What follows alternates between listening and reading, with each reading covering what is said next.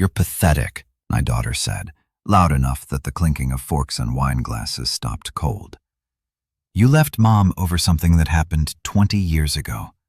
Grow up." She was standing, arms crossed, the condescending smirk on her face.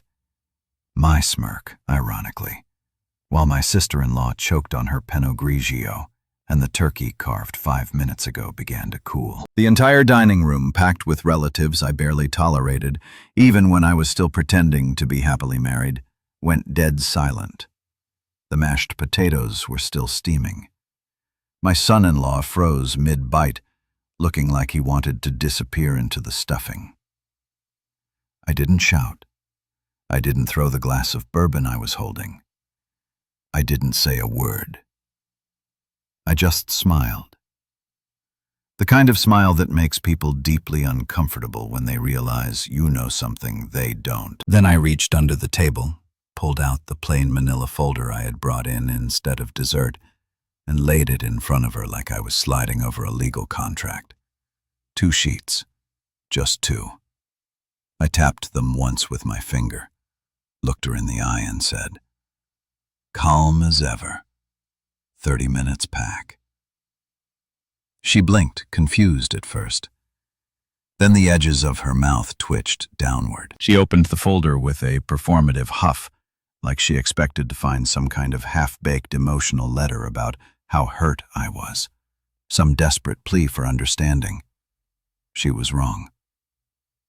She stared at the first page, the DNA report, black text, white paper, government seal. Neatly highlighted in yellow was the phrase, "Probability of paternity, 0%. Then she flipped to the second page, a printout with a photo of the man she didn't recognize. Under the photo, an address in Arizona. A business card was stapled to the corner. Marcus J. Holloway, financial advisor. The man who 23 years ago had apparently been more than just a friend to my wife. Her hand shook, not dramatically, just a slight tremble, enough for me to notice and enough for her to realize I noticed. She looked up and her voice cracked for the first time in years. "What is this?" I sipped my bourbon. "A destination." Then I stood, adjusted my blazer and said it again, this time louder for the whole table. 30 minutes. Pack. I didn't look at my ex-wife. I didn't need to. I could feel her tints across the table like a predator. Finally realizing the trap I just walked into. Her face flushed red, not from embarrassment, but from calculation. The silence was so thick even the dog stopped begging for scraps. My brother muttered, "What the hell is going on?" My niece tried to lighten the mood with a nervous chuckle. No one joined her. And me? I just stepped away from the table, left the dining room and walked out the front door into the cold November air, lighting a cigarette I hadn't touched in over a decade. Let them sit in that. Let them marinate in it. Because here's what none of them knew. Not my daughter, not my ex, not the army of performative relatives. I didn't come to Thanksgiving to make peace. I came to bury the illusion, and the funeral had just started. It was 2:14 a.m. when my phone buzzed, one of those pathetic vibrations you ignore the first time because you're half asleep and assume it's spam. But then it buzzed again and again, persistent. I groaned, reached over Haley's childhood photo frame on the nightstand and checked the screen. Unknown number. 3 missed calls and now a voicemail. I don't know what made me listen. Maybe it was the fact that my house had been so silent lately, like even the walls were holding their breath. Or maybe it was because something in me, something primal, knew the sound I was about to hear would change everything. I pressed play. Slurred male, southern accent. The kind you pick up after a few years of cheap whiskey and too many failed marriages. "Hi, Alex. You ever wonder why Haley doesn't look a damn thing like you?" I froze. She's got my eyes, you know. I mean, your wife, ex-wife, whatever. She probably told you it was just a one-time thing, right? Funny, man. So funny. She used to call me when you were in Denver. Every damn time. Click. That was it. No name, no explanation. Just that. I sat up in bed, suddenly hyper-aware of every shadow in the room. The digital clock's blue glow seemed to burn my redness. I replayed the voicemail 3 times. I knew that voice. I knew it. Something deep in the marrow of my bones recognized it. Marcus Holloway, that scrawny, smug bastard from her office 20 years ago. He used to flirt with every woman at the Christmas parties. Had this thing where he'd wink like he was God's gift to finance. And back then, I didn't think twice of it. I was too busy building a life, paying mortgages, planning birthdays, replacing water heaters. I didn't have time for suspicion. But now, in the dead quiet of my bedroom, those words replayed in my head like a metronome from hell. She's got my eyes. She used to call me when you were in Denver. I got up, walked to the bathroom, turned on the light, and looked at my reflection. Then I pulled a photo off the fridge. Haley at 16, her senior portrait. My jaw, my hairline, my posture, but the eyes, not mine, and not my wife's either. They were this weird golden brown like burned amber. I always chalked it up to some recessive gene on my wife's side. Her great aunt had eyes like that, I think. Or maybe it was just a trick of the light. But now I couldn't stop staring at that damn photo. I went back to bed, but I didn't sleep. I didn't toss or turn either. I just laid there motionless, thinking, rewinding 2 decades of parenting and wondering what parts of it were real. I remembered Haley's first word, Dada. I remembered teaching her how to ride a bike. I remembered the time she broke her wrist climbing the neighbor's tree and I sat in the ER for 7 hours holding her other hand. What if none of it mattered? What if I was just the idiot who paid for someone else's screw-up? The next morning, I didn't confront anyone. I didn't start screaming accusations. I didn't even return Marcus's call. That would have been too easy, too messy. Instead, I bought a DNA test online. 2 days shipping, $299. I didn't tell my wife. I didn't even hint.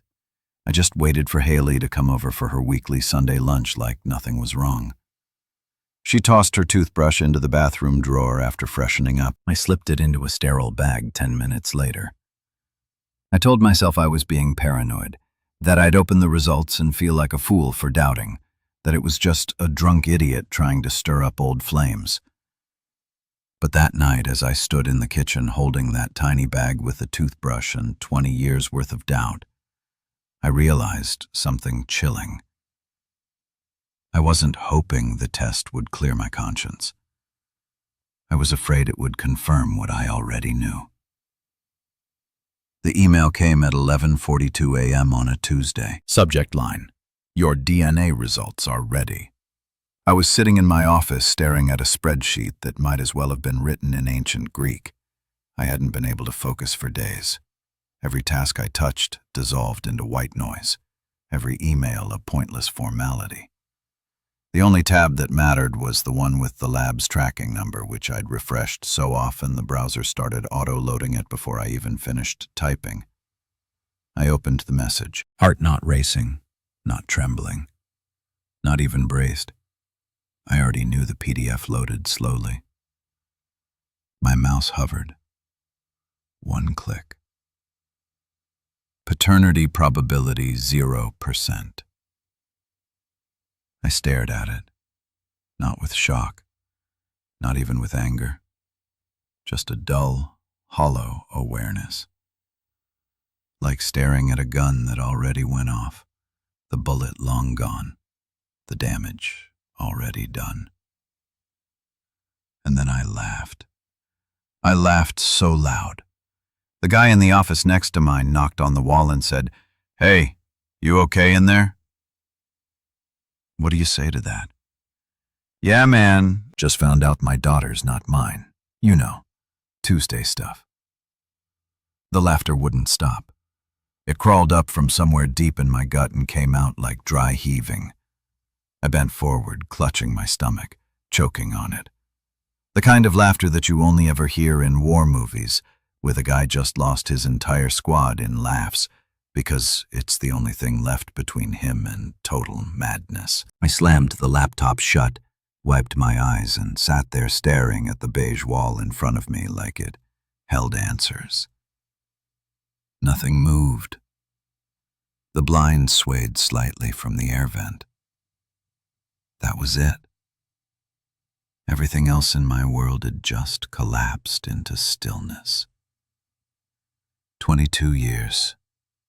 22 years of recital, parent-teacher nights, scraped knees, sleepovers, late-night talks, graduation parties. 22 years of birthdays I planned, doctor appointments I paid for, fears I calmed. All now, retroactively. What a performance. Was I just the fill-in? The accidental father? The oblivious chump standing in for some ghost named Marcus who apparently had her eyes? I didn't go home that night. I drove. Nowhere in particular. Ended up parked in the back lot of a supermarket I hadn't shopped at in over a decade.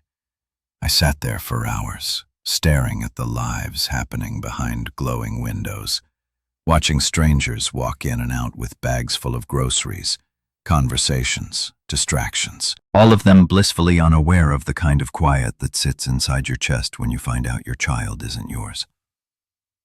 When you realize you were never even in the photograph.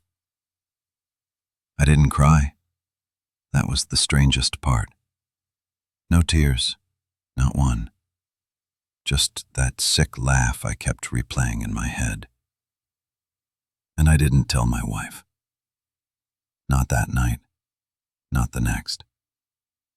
Because how do you confront someone who built your whole life out of a lie? How do you walk into your own home, look the woman you thought you knew in the eyes and say, "Hey, remember that little girl you swore was mine?"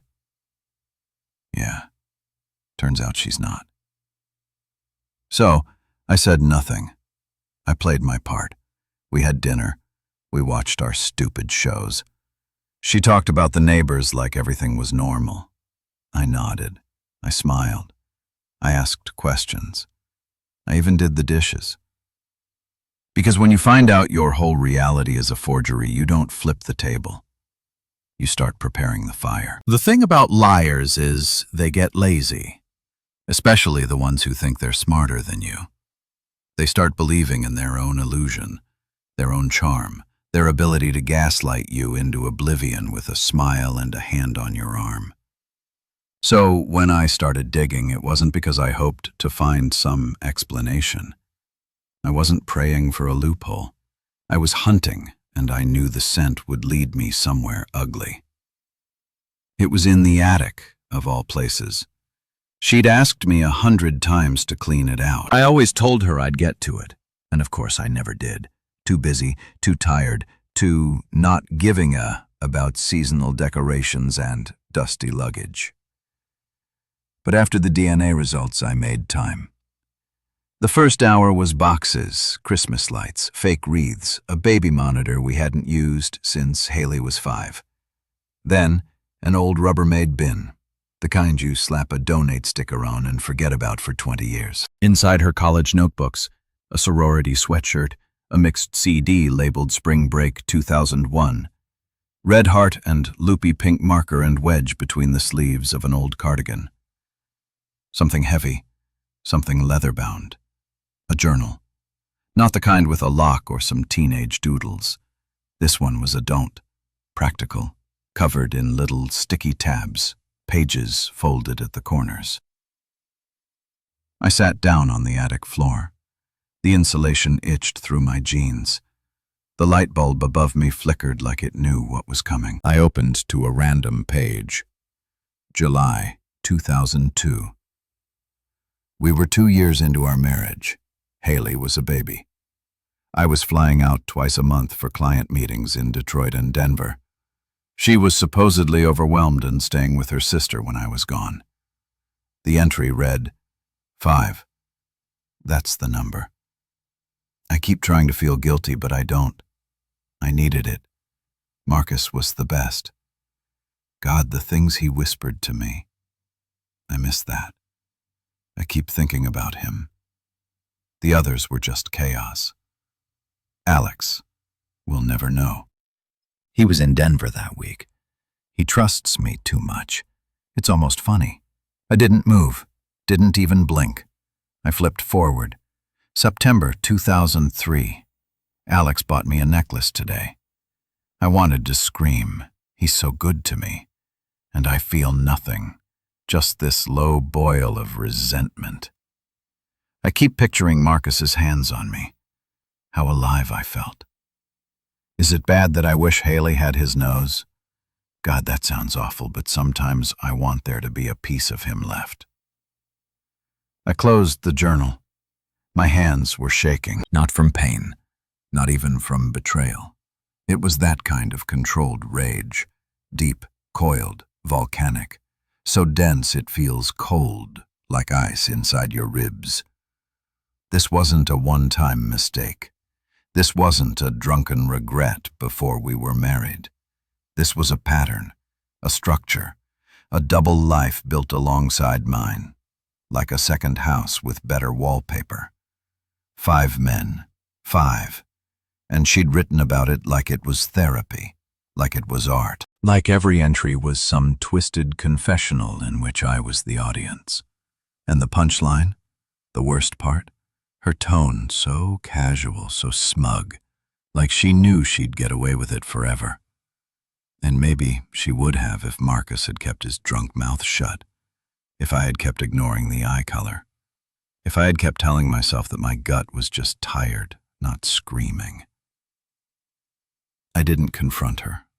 Not yet. I took the journal, made copies of the pages I needed, resealed the bin exactly how I'd found it, and put everything back in the attic. She'd never notice because she never imagined I'd look. She never imagined I'd doubt. And now? Now I knew she'd been lying every damn day of our marriage, with a straight face, with the same lips that kissed our daughter goodnight, with the same hands that wrapped Christmas gifts with my name on the tag. I wasn't just betrayed. I was insulted, and that's the kind of fire no apology puts out.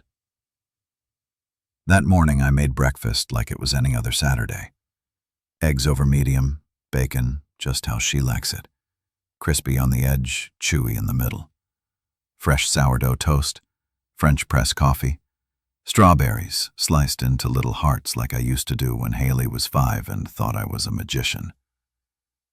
The only new addition to the table was a neat stack of paper placed dead center like a sacred offering. DNA test, photocopies of the journal entries, Marcus's photo, and on top of it all, a yellow post-it with a single word scrolled in Sharpie. Proof. She walked into the kitchen with that breezy photomestic energy I'd grown to loaf. Silk robe mascara already on. The smell of her citrus shampoo arriving 5 seconds before she did, like an ambassador announcing royalty. She glanced at the table, smiled like I'd just painted her a watercolor sunset. "Look at you, Mr. Gourmet. What's the occasion?" She sat down, unfolded a napkin like it was brunch in Napa, and reached for the toast. Didn't even glance at the papers. Not really. She saw them, sure, but in that first second she assumed it was nothing.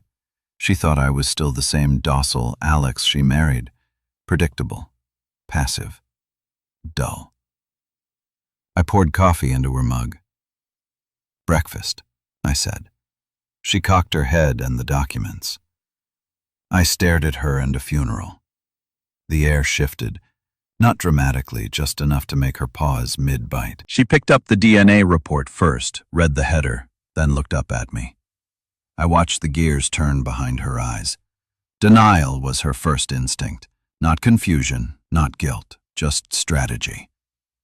She thumbed through the journal copies next. Her mouth parted, but no sound came out. When she hit the Marcus pages, he has her eyes. He'll never know. 5 men. That's when I saw the corner of her lip twitch, but still no panic.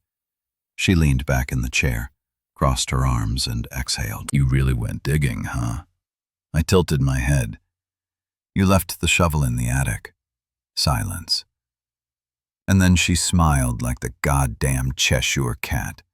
I swear to God it was the same look she gave the neighbor that one time she backed into his car and talked her way out of it. Okay, she said, calm, controlled. So you snooped. You found things from decades ago. I mean, Jesus, Alex, I thought you were above this. But if you want to rehash ancient history, fine, let's do it. Ancient? I asked. Which part? Haley not being mine or Mark is still calling you on Christmas Eve. Her face twitched slightly. Still, she played her part. I never said I was perfect, but we've built a life, a family, and you're throwing it away over some journal entries I wrote when I was confused and confused. I cut in. Was it the 4th guy or the 5th that really tripped you up? That wiped the smug off her face just in time for Haley to walk in. She was still in pajamas, hair a mess, rubbing her eyes. What's going on? My wife, ex-wife in waiting, perked right up. Oh, just your father playing detective. I said nothing. I just slid the papers toward the center of the table.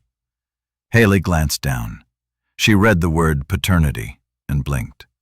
She looked at me, then her mother, then back at the paper.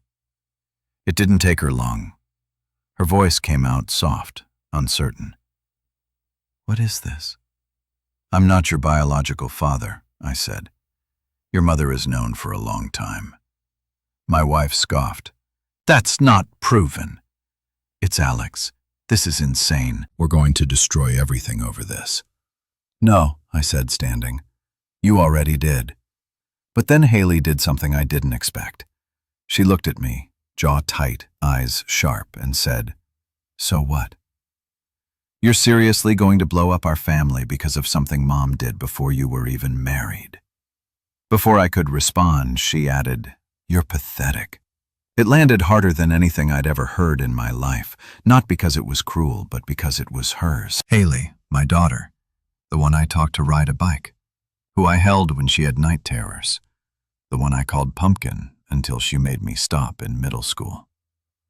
And in that moment, she chose her mother, the woman who lied, who wrote about Marcus like a fantasy, who betrayed me over and over and laughed about it in ink.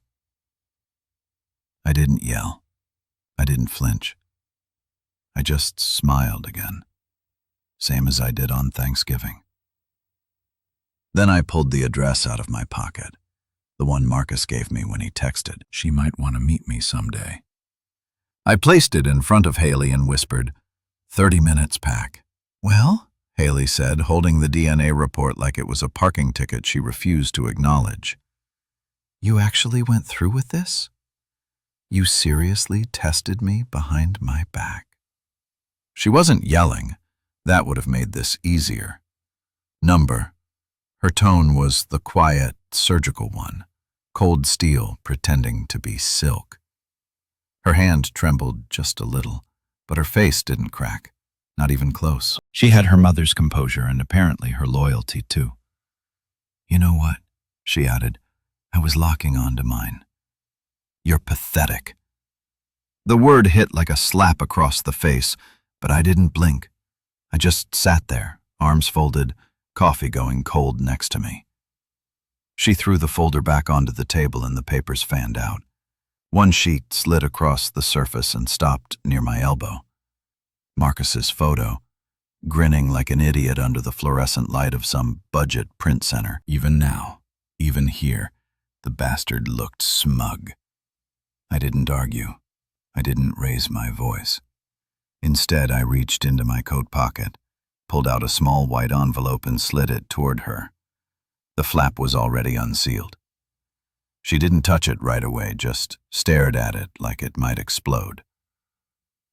"What's this?" she asked. "A key," I said, "and an address." She opened it slowly, like she was performing surgery.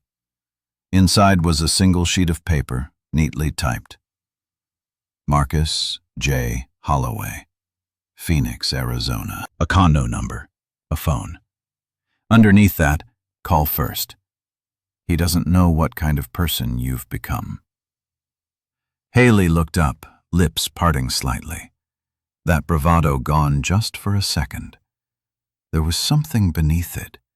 Confusion, maybe, or guilt, or the slow realization that her moral compass had been duct-taped to her mother's chest for years.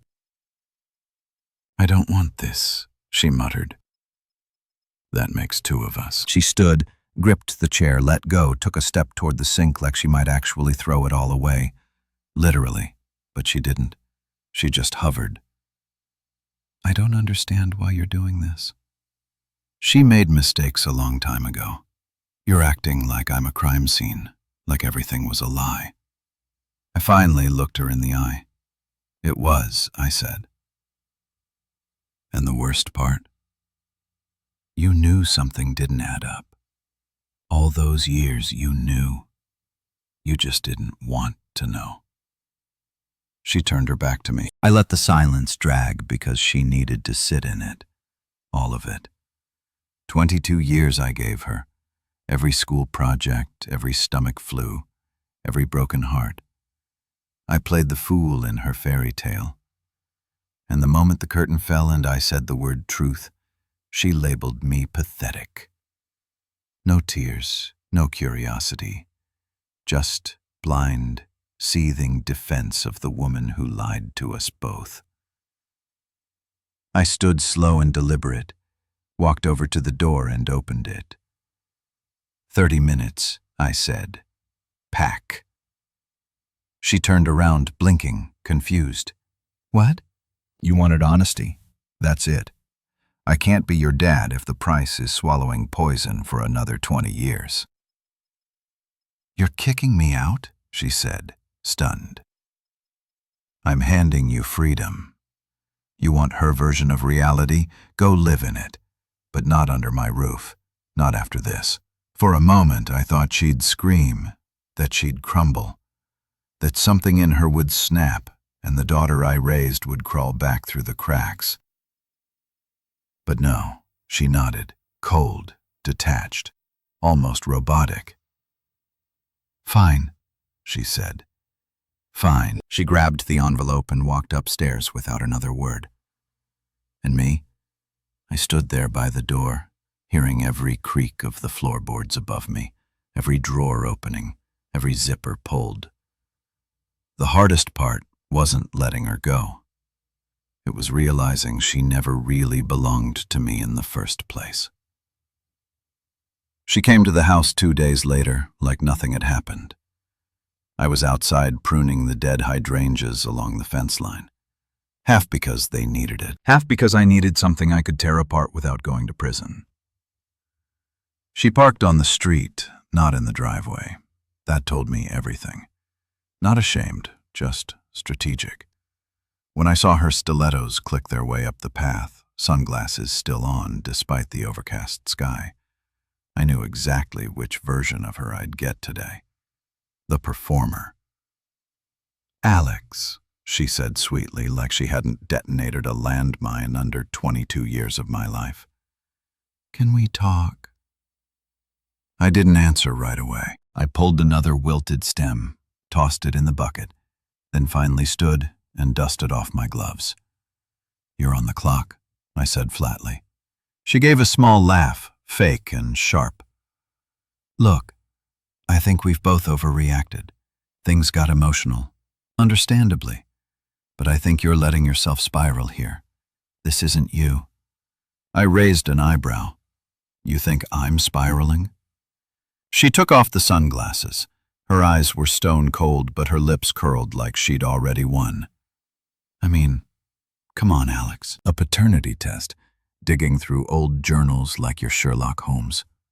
You really think that's going to hold up in any kind of legal scenario? That's not evidence. It's a technicality. There it was, the word technicality. She honestly thought she could frame 2 decades of betrayal, lies, and manipulation like it was a misplaced decimal point on a tax form. She took a step closer, lowering her voice. You're upset. I get that. I understand. But this doesn't have to be a war. I mean, Haley's siding with me. You really want to isolate yourself completely just to prove some angry point. I stared at her, letting that smug season manipulation hang in the air like a bad perfume. Then I slowly pulled my phone out of my back pocket, unlocked it, and turned the screen toward her. A photo of a leather briefcase. Open. Inside, journal pages, printouts, financial transfers, phone records, a notarized copy of Haley's birth certificate with the original paternity form, and a typed letterhead, Rosen Beckman and Claymore, Family Law Division. Her smile twitched. This, I said, isn't about Haley. It's about you and the paper trail you left for 20 goddamn years because you thought I'd never look. She tried to mask the flinch. She failed. You went to a lawyer? She asked, her voice cracking just slightly. I nodded. 2, actually. The second one was a recommendation from a guy I golf with. He specializes in asset tracing and reputation fallout. He's very good. I let that land. She blinked once, twice.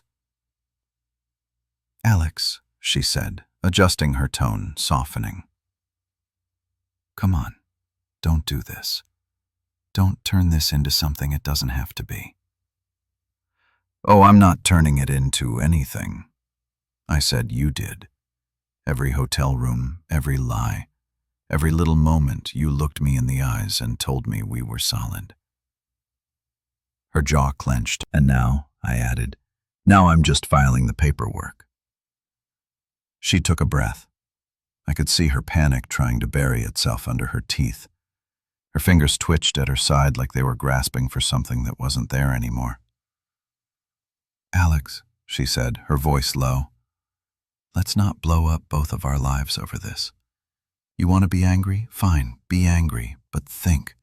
Just think.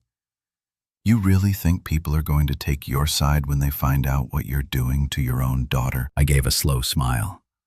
Funny thing about people, I said, they love a good redemption story, especially when the villain never saw it coming. She stood there quiet now.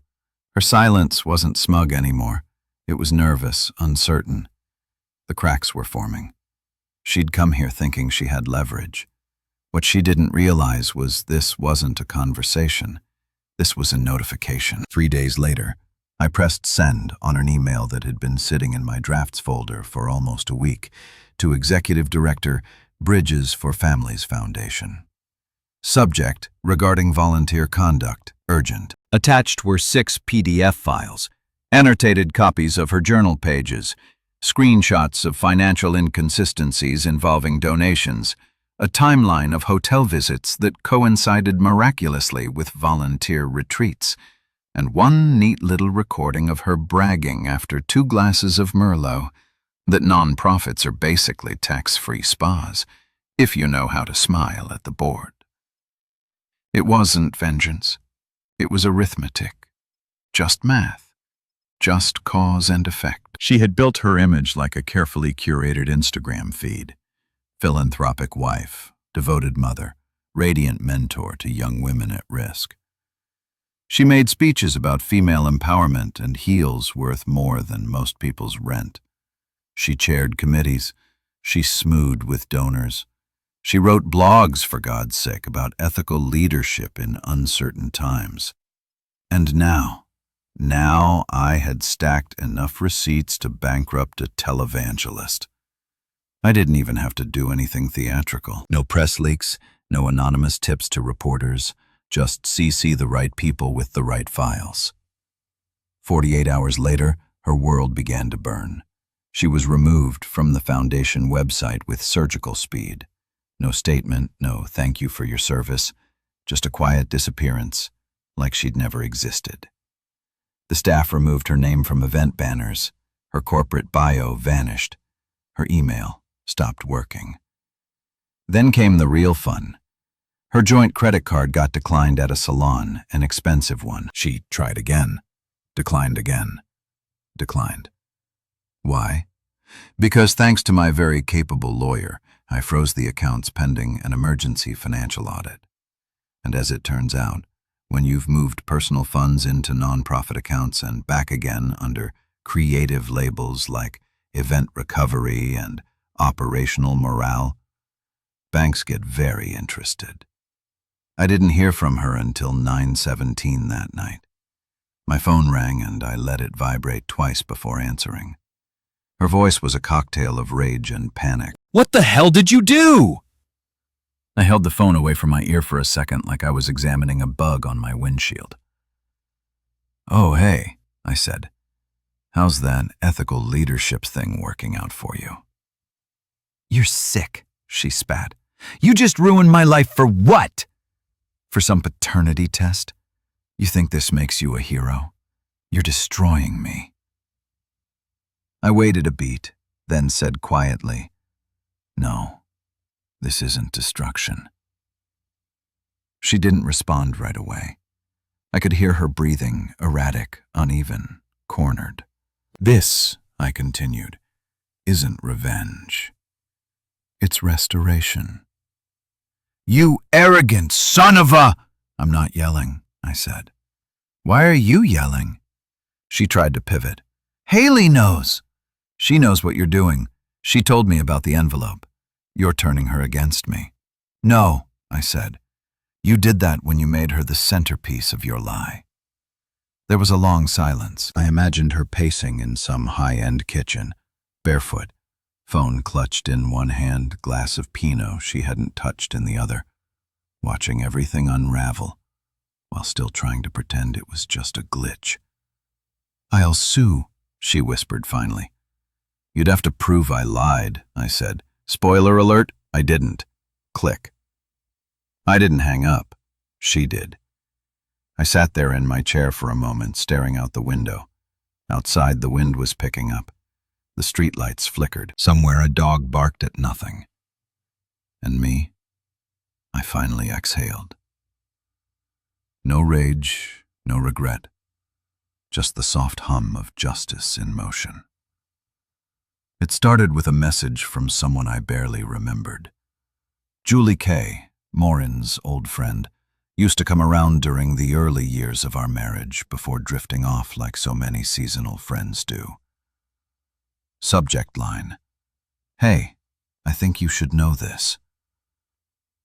Inside a 2-paragraph email, oddly formal, apologetic in tone, but with a sentence that stopped me cold. I should have said something years ago, but I was afraid of what she'd do to me. Morin didn't just cheat with Marcus. There were others. Miami, Palm Springs, Seattle. If you need proof, I have it. I didn't respond right away. I stared at the screen like it had grown fangs. Then, calmly, I closed my office door and wrote back one sentence. "I need everything." She replied within 10 minutes. What followed was an avalanche. Photos from a 2010 charity conference in Miami. Morin in a halter dress wrapped around a man named Kyle. Different from Marcus, definitely not a board member. A forwarded chain of texts from 2015. Morin bragging about a retreat in Seattle where the keynote wasn't the only thing that blew me away. Smirking face dot. Screenshots, emails, even receipts. Hotel bookings charged to an account under her maiden name. Dates that lined up perfectly with weekends she claimed were mother-daughter spa trips. And Julie wasn't the only one. Within days, two more women, Linda and Angela, came forward. Both had known her during different phases of her philanthropy. Both had stories that mirrored each other like broken glass patterns. Maureen would always say she needed to recharge, go find clarity. And off she'd go, always with some cover story that sounded noble. Mentorship retreats, women's workshops, leadership panels. But she was never alone. She was always with someone. Each time a different name, each time the same strategy. Erase the trail. Discredit suspicion. Gaslight the man who waited at home with dinner warming in the oven. And I collected it all. I didn't gloat. I didn't rush. I created folders organized by year, by city, by name. I tagged dates, cross-reference, timestamps. I built a timeline so tight even a prosecutor would blush. By week's end, I had a dossier, 54 pages. I printed it on heavy paper, bounded, black cover, no title, just clean, cold truth. I gave a copy to my lawyer. I made another for safekeeping, and one more for her. No threats, no drama. Just placed it in a nondescript envelope with a sticky note. You lied better than most, but not well enough. I mailed it to her office, and while she continued sipping wine and drafting apologies for her break from the foundation, I was already preparing the next phase. A video compilation, set to go live. A silent montage of stills and screenshots, names redacted, identities protected, acceptors, dates, cities, hotel logos, timestamp text from 3 different lovers, a map at the end showing the full pattern, the strategy, the long con. I wasn't aiming to destroy her. I was going to reveal her, peel back the layers, let the world see the woman behind a mask, not the one who cried at fundraisers, or held Haley's hand at graduations, or offered wisdom to younger couples like she was a walking Lifetime movie. No, the real Maureen, the one who thought no one was watching. And she still had no idea what was coming. The video dropped on a Thursday at 6 p.m. sharp, right when everyone was home, right when the suburban gods of timing blessed Facebook feeds, wine glasses, and local charity groups settling in for their end-of-week dopamine hits. No teasers, no warning, just a quiet post from a burner account. Who is Maureen D., the other side of a non-profit queen? No commentary, no hashtags, no outrage bait, just a single link. Within 30 minutes, it had over 3,000 views. By midnight, 28,000. It opened with a soft piano track, something tasteful, almost too tasteful for what followed. The first image, Maureen smiling at a podium during a Women in Leadership luncheon, one hand over her heart. Then the crossfade to a hotel invoice in Palm Springs, dated 3 days earlier. Then text messages. Can't wait to sneak away again. Kiss, Mark. He's in Denver this week. We're good. Winking face. Then a brief clip of her diary entry, zoomed in on the line. Alex is too busy, too dull. Marcus made me feel again. Then financial records, split screen with donation locks. Her signature next to a withdrawal marked emergency vendor cost. The same weekend she'd flown to Miami with someone named Jared. Each slide calmly narrated by a woman's voice. AI generated. Professional. Eerily neutral. Like a documentary about fraud you stumble onto at 2 a.m. No commentary, no insults, just documentation. By the 8-minute mark, her face was unrecognizable from the persona she'd curated over decades. By the 10-minute mark, the comments exploded, some outraged, some gleeful, some in denial. And by the 12-minute mark, the final image, a quote from Morin's own speech 3 years earlier. The truth always comes out, even when it whispers. Then it cut to black. I didn't smile, not right away. I just stared at the screen in my study, lights off, fingers steepled under my chin, watching it go viral in real time. One foundation board member unfollowed her. Another publicly reconsidered their association. By morning, 2 major donors issued statements reviewing the disturbing allegations. And by noon the next day, Good Day Metro ran a segment. Local philanthropist faces ethical scrutiny after anonymous video surfaces. Her name was Fire. Her brand, Ash. And me? I poured a whiskey. Just one. Nate. Around 3:24 p.m., my phone buzz. Text from Haley. We need to talk. No emojis, no punctuation fluff.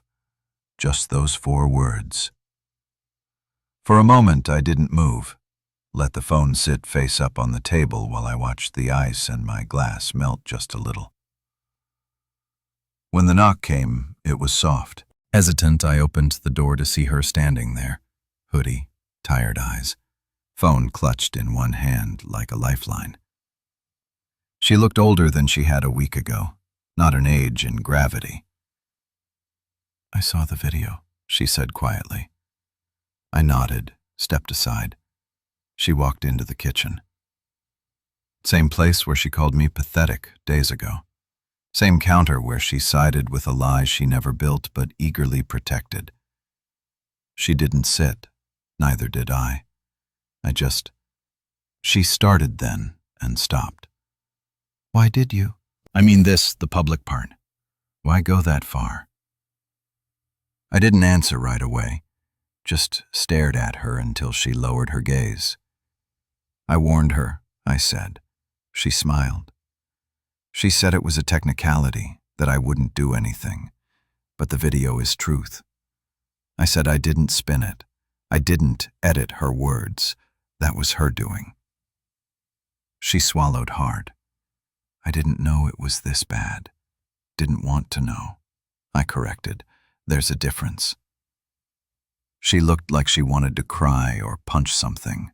Maybe both. I don't know what to say, she whispered. Then don't, I said, and I turned my back. Because what do you say to someone who watched you drown and only screamed after you washed up on shore? She came back the next evening. No warning, no text this time. Just the lone knock. 3 slow taps like she was asking permission from a ghost. When I opened the door, Haley stood there with red eyes and a crumpled piece of paper in her hand. The DNA results. The same ones she'd thrown across the table during that breakfast from hell. Now it looked like she'd been carrying it around like a confession. She couldn't burn. I didn't say a word. She walked in, sat at the kitchen island, same stool, same spot, same chipped corner she used to trace with her fingers when she was 12 and waiting for pancakes. She unfolded the page, smoothed it out like it was sacred. I looked it up, she said. Read everything about paternity probabilities, legal fathers, biological fathers, all of it. I nodded. She didn't look at me, just stared at the paper. And yeah, she whispered, you were right. The sentence should have felt like vindication, a full circle moment, some movie-ending resolution. It didn't. It felt like ashes in my mouth. She lied. Haley continued to you, to me, for years. I kept trying to find a version of the truth where she wasn't the villain, where maybe you were overreacting, where maybe I didn't have to choose. Her voice cracked on that last word. I wanted to believe she was just flawed, just scared. But she wasn't. She was deliberate. I nodded again, still didn't speak. Haley finally looked up, eyes wet but defiant. You were always there, she said. For everything. My first dance. College move-in day. That time I totaled the Camry. You didn't even yell, just handed me the insurance card and said, "We all screw up once." A faint smile tried to crawl across her lips. It died quickly, but now she swallowed. Now I don't know who you are. That landed harder than any insult because it was true. I wasn't the same man, not the same dad, not the same anything. The DNA didn't just erase biology, it rewired every memory between us. She was still Haley, but I wasn't her anymore, and she knew it. I want to fix it, she said, but I don't know how. And I don't know if it even matters to you now. I leaned forward, elbows on the counter, and finally spoke. You're not the reason I burned it down, I said, but you stood close enough to watch it happen. And you didn't move. She flinched. Tears slid down silent and clean. I'm not angry, I added. Not anymore. But you don't love me, she whispered. No, I said. I do. But it's not the same love. It's quieter now. Cautious. We sat there like that, two people trying to figure out if blood was ever the thing that held us together in the first place.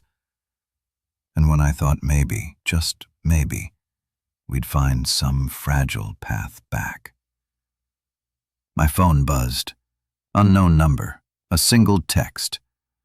I warned you not to go public. You're going to regret this. M. I turned the screen toward Haley. She read it. Her face shifted. She knew the tone. She'd heard it her entire life. She's not done, she said. No, I replied. But neither am I. Because if she thought what I'd done so far was revenge, she hadn't even seen the final move. It happened on a Tuesday. I was walking out of my lawyer's office with a fresh set of financial documents under my arm. Clear, crisp proof of every shell game Morin had ever played. The sunlight was sharp, the air too clean for what was about to follow. Two plainclothes officers approached as I unlocked my car. Mr. Dalton, one asked, already pulling out a batch. I nodded. You're under investigation for domestic assault. We'd like you to come with us. I didn't flinch. I didn't ask, what is this about? Because I already knew. They cuffed me gently, apologetically, almost like they'd been briefed to expect someone calm, someone prepared. I was at the station. They walked me into a cold interview room with a flickering ceiling light and a one-way mirror like something out of a bargain crime drama. Then came the accusation. She claims the detective said you showed up to her apartment 3 nights ago, that you forced your way in, that you grabbed her, screamed at her, left bruises. I looked him in the eye and said, "Check the timestamp." He blinked. "Excuse me. My phone location data, Uber receipt, restaurant security footage. I was at Walter's Steakhouse from 7:12 p.m. to 10:03 p.m. with my attorney. We split a bottle of cab. His tab's in the system. He's also willing to testify. Want the receipt?" He stared at me for a long beat. No bruises in the medical report either, right? Just verbal aggression and emotional distress, which is interesting considering she initiated contact by text the night before. I slid my phone across the table, opened to a message sent, time-stamped, cheerful tone. I'm willing to talk, just us. No lawyers. Come by Friday night. I'll leave the door unlocked. I waited as he read it twice, then slowly turned the screen off. I'll need to verify this. Of course, I said, folding my hands. Please do. 2 hours later, I was walking free. No charges filed, no mugshot, just a brief signature and a faintly embarrassed nod from the detective who mumbled, We'll be in touch. I didn't smile until I was in the car because I knew exactly what this was. Morin had made her final move, a desperate Hail Mary pass in a game she was already losing. She didn't want justice. She wanted the optics, the chaos. She wanted to drag me into the mud and screamed, "Look, he's just as dirty." But I came armored. Every conversation locked, every interaction recorded. I had prepared for war. And she had brought an empty pistol. 2 weeks later in court, she stood there in a beige suit 2 sizes too big and tears painted on her cheeks, telling the judge I was aggressive, vindictive, dangerous. My lawyer let her hang herself. Then we brought the timeline, the receipts, the texts, the video. The judge didn't even ask for a recess. Motion to dismiss granted. Her countersuit for emotional damages denied. Her plea to retain shared assets denied. And her final insult that I was a threat to my daughter. It was shredded when Haley herself submitted a written statement admitting the accusation made no sense. Still, she didn't sit with me in court. I walked out alone, not handcuffed, not smeared, just clean. As I stepped into the parking lot, Morin was already outside. She stood by her lawyer sedan, arms folded, waiting for something. An apology, maybe a last-minute truce, or just the satisfaction of knowing I'd see her face one more time. I didn't stop. I walked past her, didn't flinch, didn't gloat, but as I opened my car door, I said just loud enough for her to hear, "This isn't vengeance. This was extraction." She didn't respond, just stood there hollowed out and shrinking by the second.